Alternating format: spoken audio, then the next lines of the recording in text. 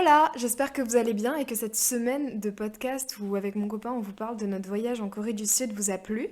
Je sais que j'ai beaucoup parlé pendant ces épisodes. J'ai essayé de donner la parole à mon copain mais il était un peu silencieux. Enfin bon, en tout cas j'espère que ça vous a plu. Aujourd'hui on va se lancer un petit défi. Alors, avec Liansu, on va faire un épisode la semaine prochaine de notre série donc Drama Rendez-vous. Donc le rendez-vous drama, donc dimanche prochain. Et on va regarder donc les deux premiers épisodes de la série chinoise The Youth Memories, donc les souvenirs de la jeunesse.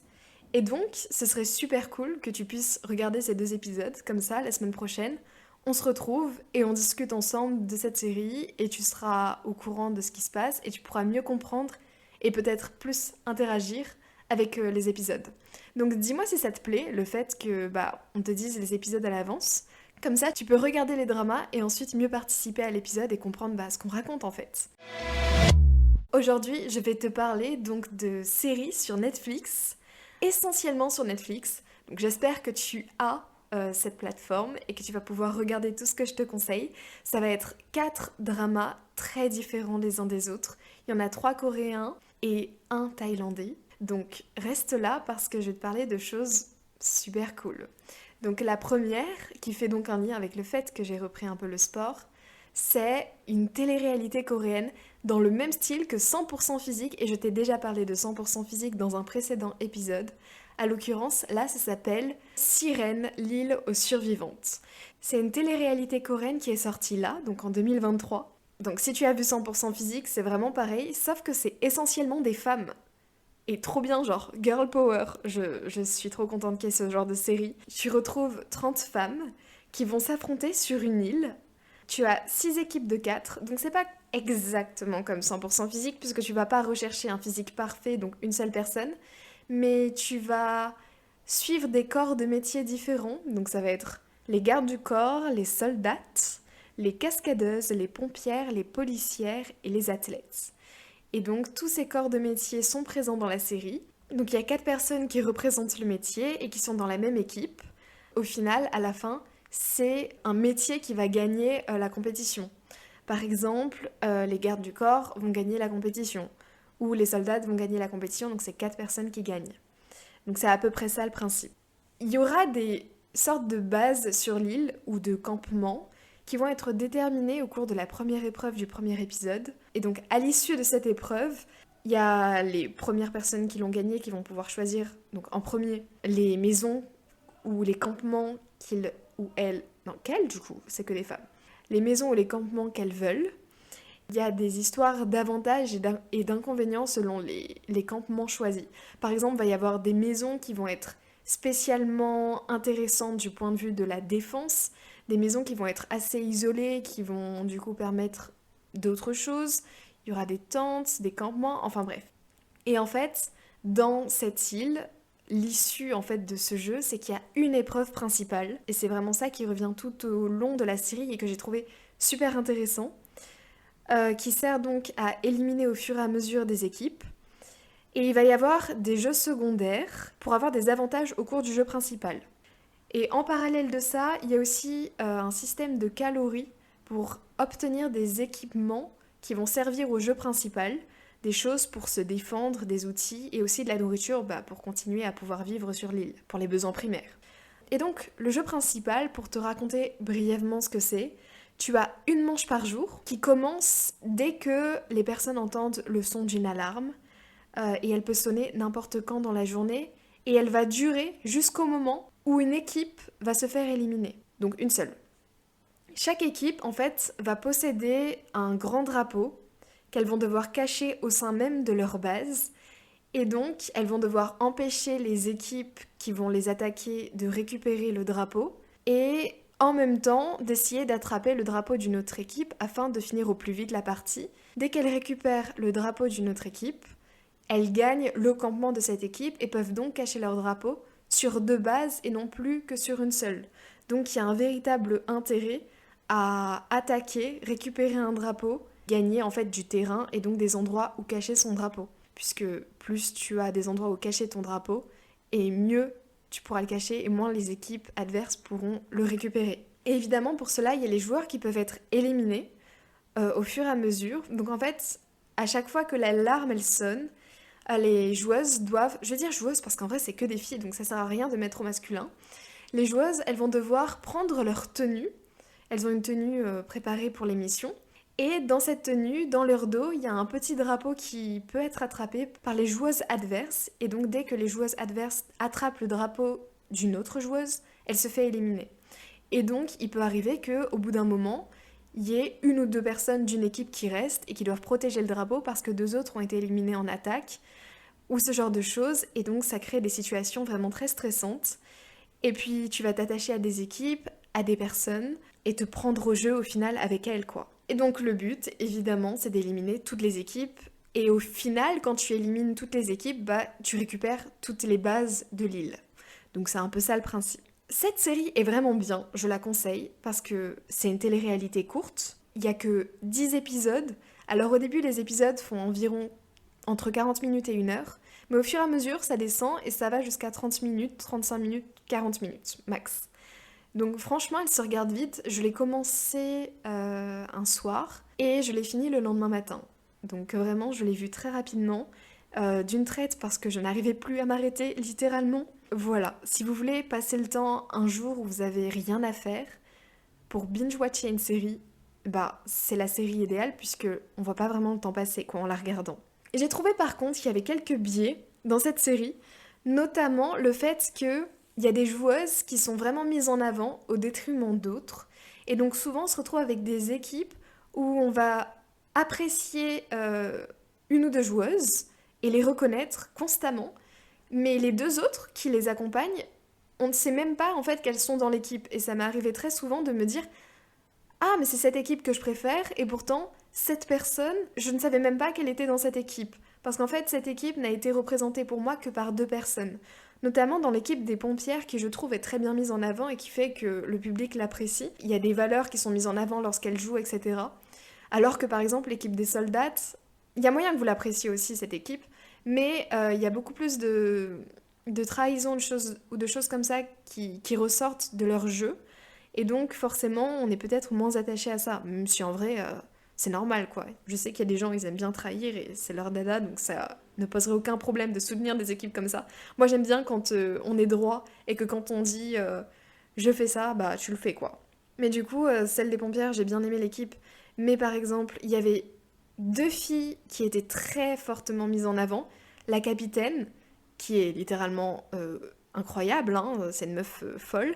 Et une autre fille qui a une force de caractère et qui est là pour soutenir la capitaine avec tellement d'ardeur et de volonté et qui la protège aussi en quelque sorte et qui réalise vraiment des exploits de ouf.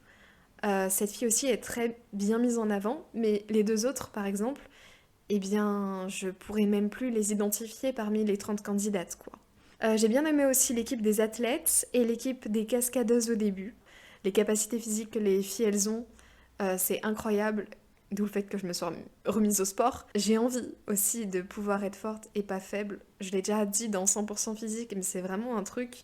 Ah, ça m'énerve des fois de me dire que je suis pas capable de faire des choses, genre il faut que j'ai des muscles, il faut que j'ai des bras.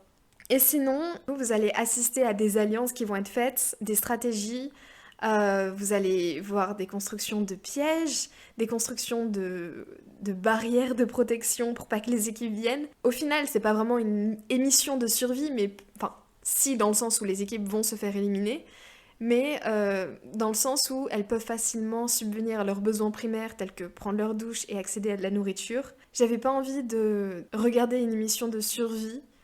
Et justement, bah, c'est cool puisque c'est plus de la compétition et les trucs de survie et les trucs primaires, bah, c'est ok. Donc voilà en ce qui concerne la première série coréenne que je voulais vous présenter. Donc Sirène, l'île des survivantes ou aux survivantes, je sais plus trop. Ensuite, je vais vous parler d'une série thaïlandaise qui est sortie genre là, il y a quelques jours. Et je crois que quand ce podcast va sortir, c'est il y a une semaine, donc vraiment, trop bien.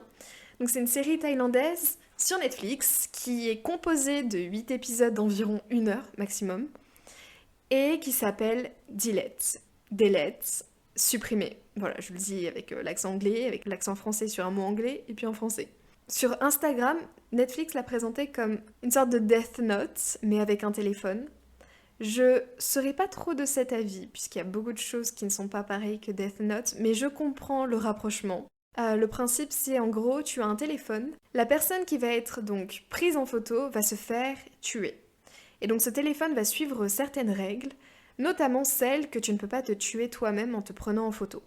Et donc, les acteurs thaïlandais qui sont dedans, j'ai vu sur internet que c'était des acteurs vraiment très connus en Thaïlande et très talentueux, et c'est vrai qu'ils jouent très bien. Et donc, nous, on suit l'histoire de deux couples. Deux couples parce qu'il y a histoire de tromperie. Et donc, il y a d'un côté une femme en couple avec son mari, donc fiancé, marié, même marié à un homme, qui va avoir une liaison avec un autre garçon qui lui trompe sa copine, donc il n'est pas marié. Donc cet homme, qui donc trompe sa copine, est un écrivain slash journaliste. Et il a écrit un livre en fait sur un passage de son enfance où il s'est perdu en forêt et il a dû survivre quelque temps seul dans cette forêt. Et là, au moment où l'histoire se passe, il vit avec sa copine dans un appartement. Et donc la femme, qui donc trompe son mari avec ce journaliste, elle s'appelle Lily, je me souviens plus des autres noms, mais je me souviens que la femme s'appelle Lily.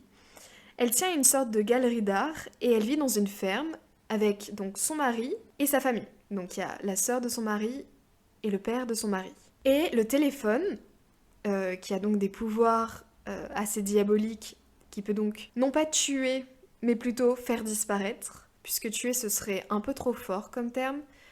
Il peut faire disparaître donc des personnes. Évidemment, il va atterrir dans les mains de Lily, la femme qui trompe son mari.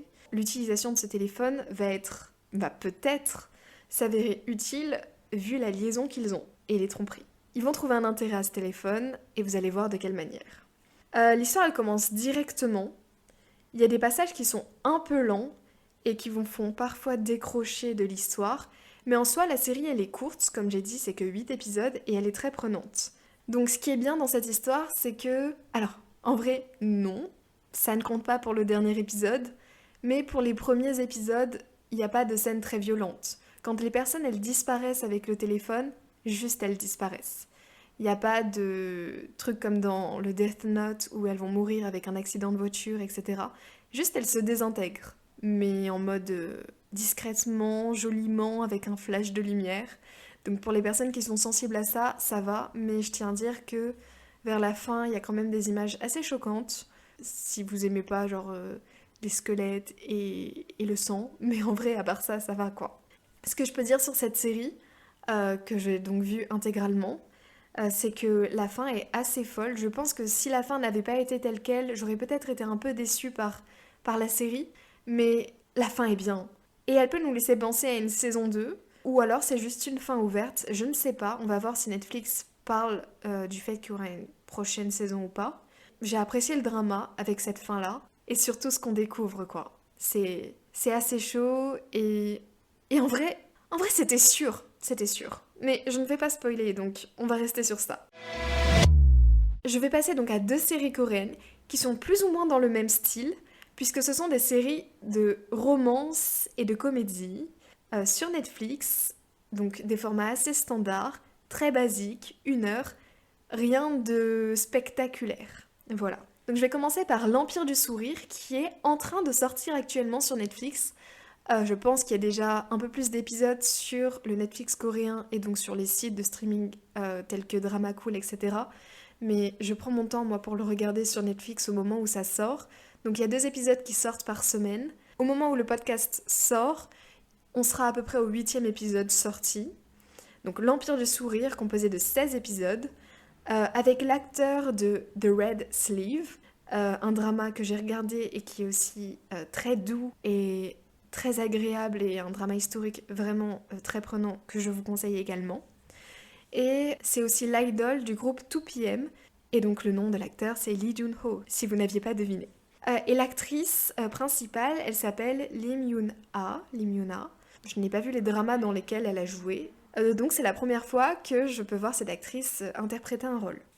En ce qui concerne les personnages, on a donc le personnage féminin principal qui arrive à obtenir un job dans l'hôtel de ses rêves, qui est dirigée donc par une très grande entreprise dans laquelle travaillent également ses deux meilleures amies, l'une qui est hôtesse de l'air et l'autre manageuse dans une boutique de luxe.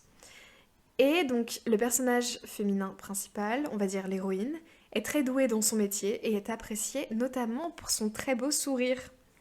Et en parallèle de ça, on a le personnage masculin principal qui est vraiment le stéréotype du fils, genre c'est vraiment le fils du patron de l'entreprise qui est donc riche, qui est un peu traumatisé par son passé et qui est d'apparence froid, mais au final qui est doux et gentil. Enfin vraiment rien de ouf si ce n'est qu'il est interprété par Lee Jun-ho.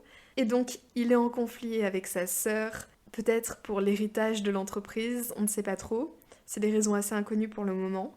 Et évidemment, il va finir par travailler dans l'hôtel dans lequel travaille l'héroïne, et il va la prendre en joug, notamment parce qu'elle sourit trop et que pour lui, le sourire, c'est quelque chose d'hypocrite, notamment les sourires professionnels, et ça, c'est lié à ses traumatismes d'enfance.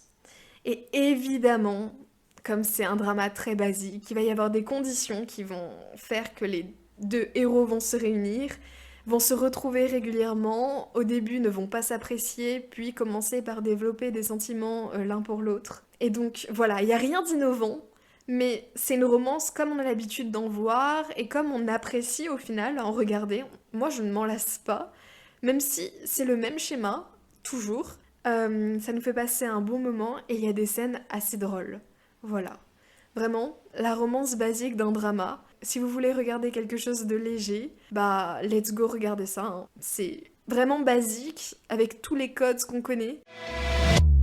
Ensuite, je vais vous parler de la 4e série sur Netflix, qui est donc composée de 12 épisodes et qui, comme j'ai dit, est pareil, très basique. C'est une romance, mais au-delà en fait du fait qu'elle soit basique, elle est aussi fantastique. Donc c'est un aspect qui la rend un peu plus originale. Et le nom, c'est J'irai te voir dans ma prochaine vie. J'attendais ce drama avec impatience, puisque le webtoon est sorti en France, sur Webtoon, mais peut-être que maintenant il est payant, puisqu'il est fini.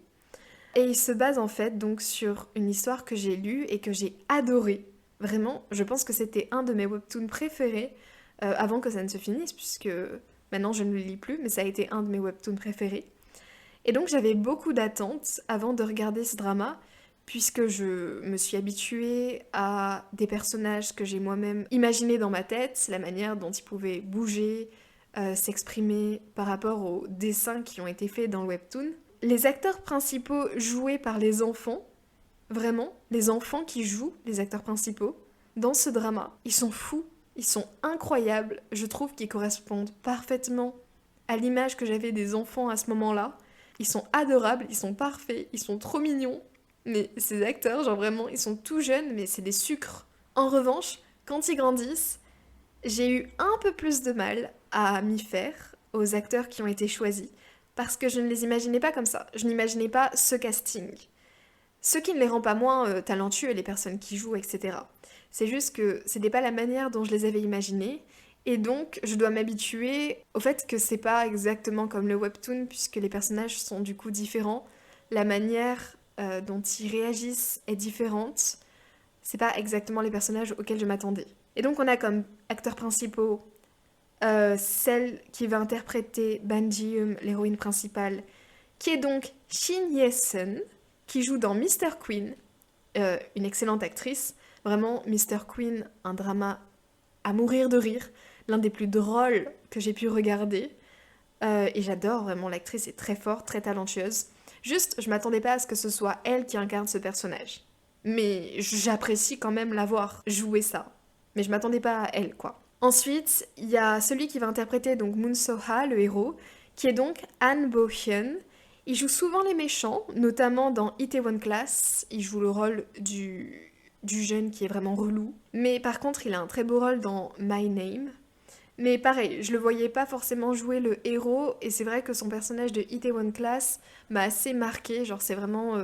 Pour moi, il a vraiment le rôle du méchant dans les dramas, et tant mieux qu'il prenne ce rôle dans J'irai te voir dans ma prochaine vie. Ça lui permet de se détacher de l'aspect méchant, quoi. tant mieux qu'il ait des rôles où justement c'est un héros de drama dont l'héroïne va tomber amoureuse et qui répond vraiment à tous les standards pareil de Dramaland.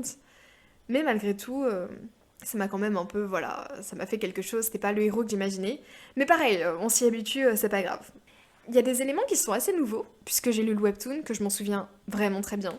Notamment le fait que l'héroïne principale va avoir comme passion le flamenco. C'était assez étonnant. Ça ajoute quelque chose et ça crée des scènes drôles.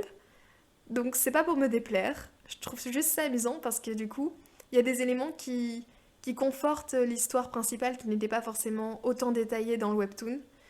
Des petits détails par-ci par-là, notamment sur les anciennes vies et tout, qui n'étaient pas exploités dans le webtoon. Donc c'est aussi très intéressant et je trouve ça drôle la manière dont ils ont traité ces éléments du coup. Et pour vous donner le plot du drama, et je pense que j'aurais dû commencer par ça, parce que c'est ça qui va vous donner envie de le regarder, c'est qu'on a Ban Ji-eum, donc l'héroïne, qui n'est pas du tout une fille comme les autres. Puisqu'en fait, elle se souvient de toutes ses vies antérieures. Ses 19 vies antérieures. Chacune d'entre elles. En détail. Elle se souvient de toutes les personnes qu'elle a perdues, toutes les personnes qu'elle a aimées, toutes les choses qu'elle a pu faire, toutes les compétences. Donc évidemment, c'est une surdouée en tout, puisqu'elle a eu 19 vies pour apprendre 40 milliards de choses différentes. En revanche, elle ne naît pas en se souvenant de tout dans son berceau, mais ça apparaît au moment où elle a environ entre 8 et 12 ans. Elle vit une enfance normale jusqu'à ses 8 ans à peu près, et puis à partir de là, il y a ses souvenirs qui vont réapparaître, et elle va se transformer en une autre personne, quoi. Dans sa vie antérieure, à Banjium, elle connaissait Moon So-ha, qui est donc l'héros principal, puisque sa maman était amie avec la mère de Moon So-ha qui était mourante. Et les deux enfants se sont donc vus de manière régulière, ont partagé des moments ensemble et sont tombés innocemment amoureux l'un de l'autre en tant que jeunes enfants. Peut-être, vu que la fille se souvenait déjà de ses vies antérieures à ce moment-là, elle avait des sentiments beaucoup plus matures que le jeune garçon. En dehors de ça, c'était vraiment une romance très mignonne, quoi, qui n'était pas concrétisée puisqu'ils étaient super jeunes et ils ont un écart d'âge de, je sais pas, 2, 3, 4 ans entre les deux. Et en même temps, tant mieux puisque ça permet à l'héroïne ensuite de renaître. Et elle va donc être cette fois plus jeune que le héros principal, mais moins que si les deux avaient eu le même âge au moment où elle est morte. Elle a donc eu une enfance très agréable avec Moon So-ha, ils sont tombés amoureux, et au moment du jour de l'anniversaire du héros, il y a un chauffeur qui va les emmener tous les deux, parce qu'évidemment Moon So-ha est riche. Est-ce que j'aurais dû le préciser? C'est un cliché. Moon So-ha est riche, il est traumatisé, bref, cliché aussi du héros d'un drama. Ils vont donc tous les deux, pour le jour de son anniversaire, dans une fête foraine, et dans la voiture, au moment d'y aller, ils se font percuter par un camion. La fille va essayer de protéger Moon So-ha et elle va mourir devant lui. Et donc il va ressortir de ça traumatisé avec des problèmes d'audition suite à l'accident. Et il a perdu donc la jeune fille qui l'aimait trop et qui lui permettait de s'évader, notamment parce que sa mère était mourante. Il va vraiment mal le vivre et être assez malheureux tout le long de son adolescence. Au moment où la fille va renaître et qu'elle va se souvenir de ses vies antérieures, et notamment de sa dernière vie antérieure où elle a rencontré Moon So-ha, eh bien, elle va tout faire pour le retrouver et tout faire pour le reconquérir. Et évidemment, la famille dans laquelle elle a atterri n'est pas là pour lui faciliter la tâche, puisqu'elle va arriver dans une famille affreuse, exécrable, qui va lui voler l'argent qu'elle va durement gagner avec ses multiples talents. Elle va vivre dans la misère et dans la pauvreté. Mais, étant donné qu'elle est déterminée, remplie d'expérience et de talent, eh bien, elle va peut-être arriver à ses fins.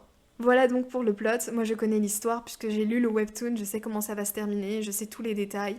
Il y a une romance secondaire avec la sœur de l'héroïne qui va aussi pop-up au fur et à mesure des épisodes. Donc voilà, double romance, que demander de plus que plein de personnages heureux. Voilà pour les 4 dramas que j'avais à vous conseiller sur Netflix, une télé-réalité coréenne, une série thaïlandaise et 2 séries vraiment banales coréennes, mais qui nous rendent tout autant heureuses et qu'on a besoin de regarder. Moi, ça me fait toujours chaud au cœur quand je regarde, même si je sais comment ça va se passer, même s'il n'y a rien qui me surprend. J'apprécie le visionnage. Donc j'espère que ça vous aura plu. On se voit la semaine prochaine, dimanche, pour l'épisode Drama Rendez-vous, avec donc, comme je vous rappelle, le drama The Youth Memories dont on va parler avec Liansu, drama chinois. J'espère que ça vous plaira. J'espère encore sincèrement que les podcasts qu'on a fait avec mon copain vous ont plu sur le voyage en Corée du Sud. Je pense qu'il y avait beaucoup de choses à dire, peut-être un peu trop. J'espère que c'était pas trop long. J'ai tendance à rentrer beaucoup dans les détails, mais c'est parce que j'aime quand les gens rentrent dans les détails et expliquent tout bien précisément. Donc je le fais. Mais je sais qu'il y a des gens qui apprécient moins et qui aiment bien quand on va directement à l'essentiel. Ce n'est pas mon cas. Je suis désolée. Si vous avez des questions concernant le voyage, posez-les sur Instagram ou sur les questions du podcast. Peut-être que je ferai un épisode où je répondrai aux questions s'il y en a, à skip, s'il y a des questions. Il y a peut-être des trucs que j'aurais oublié de dire, que j'aurais oublié de mentionner avec mon copain dans les épisodes sur le voyage en Corée du Sud. Mais si ça me revient, il y aura peut-être des anecdotes qui apparaîtront par-ci par-là dans les prochains podcasts. Semaine très chargée en montage audio, même si mes montages sont pas fous, mais je fais de mon mieux pour gérer le son, vraiment je ne suis pas une experte. Vous avez été comblés cette semaine. Bisous!